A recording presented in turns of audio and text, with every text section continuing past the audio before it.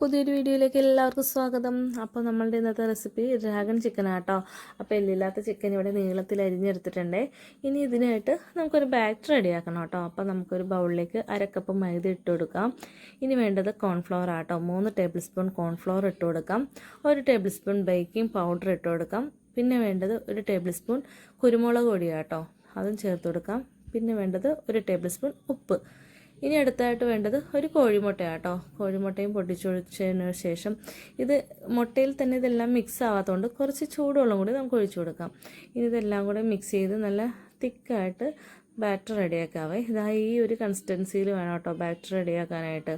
ഇനി ഇതിലേക്ക് നമുക്ക് ചിക്കൻ അരമണിക്കൂർ ഇട്ട് വെക്കുക കേട്ടോ. അപ്പോൾ കുറഞ്ഞതൊരു 15 മിനിറ്റെങ്കിലും ഇട്ട് വെക്കണം കേട്ടോ. ഞാനിവിടെ അരമണിക്കൂർ വെക്കുന്നുണ്ട്, റെസ്റ്റ് ചെയ്യാൻ വെക്കുന്നുണ്ട്. ഇനി നമുക്ക് വേണ്ടത് വെജിറ്റബിൾസ് ആണ്. ഞാനിവിടെ എടുത്തിരിക്കുന്നത് ക്യാപ്സിക്കം, റെഡ്, യെല്ലോ, ഗ്രീൻ 3 കളറുള്ള ക്യാപ്സിക്കം ആട്ടോ എടുത്തിരിക്കുന്നത്. അപ്പോൾ ഇതെല്ലാം നീളത്തിൽ തന്നെ നമുക്ക് അരിഞ്ഞെടുക്കാം. ഇനി വേണ്ടത് ഒരു സവാള വേണം, കുറച്ച് സ്പ്രിംഗ് ഒണിയനും കൂടി ഉണ്ടെങ്കിൽ അതും കൂടെ നമുക്ക് ചേർത്ത് കൊടുക്കാം കേട്ടോ. അപ്പോൾ ഞാനതെല്ലാം നല്ല രീതിയിൽ നീളത്തിൽ അരിഞ്ഞെടുത്തിട്ടുണ്ട്. സ്പ്രിംഗ് ഒനിയനും ഒരു ബൗളിൽ അതും അരിഞ്ഞെടുത്തിട്ടുണ്ട് കേട്ടോ.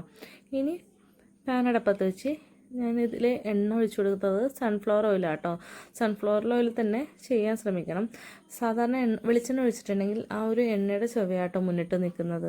അപ്പോൾ ഇതാ ഓരോന്നായിട്ടാട്ടോ പെറുക്കിയിട്ട് കൊടുക്കുന്നത്. എല്ലാം കൂടി സ്പൂണിൽ കോരിയിട്ടിട്ടുണ്ടെങ്കിൽ ഇതെല്ലാം കട്ട പിടിക്കുകയും. അപ്പോൾ അതാ ഒരു ബാച്ച് ഞാൻ ഫ്രൈ ചെയ്ത് കോരി മാറ്റി വെച്ചിട്ടുണ്ട് കേട്ടോ. അപ്പോൾ അങ്ങനെ എല്ലാം വറുത്തെടുത്തിട്ടുണ്ട്.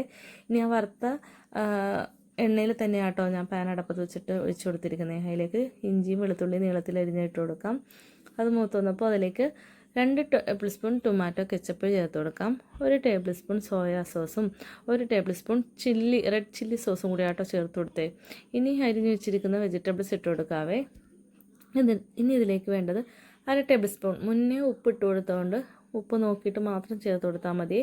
ഇനി വേണ്ടത് 1 ടേബിൾ സ്പൂൺ പഞ്ചസാര ആട്ടോ. ഇനി അതും ചേർത്ത് കൊടുക്കാം. ഇനി ഇതിലേക്ക് ചിക്കനും കൂടി ഇട്ട് കൊടുക്കാം.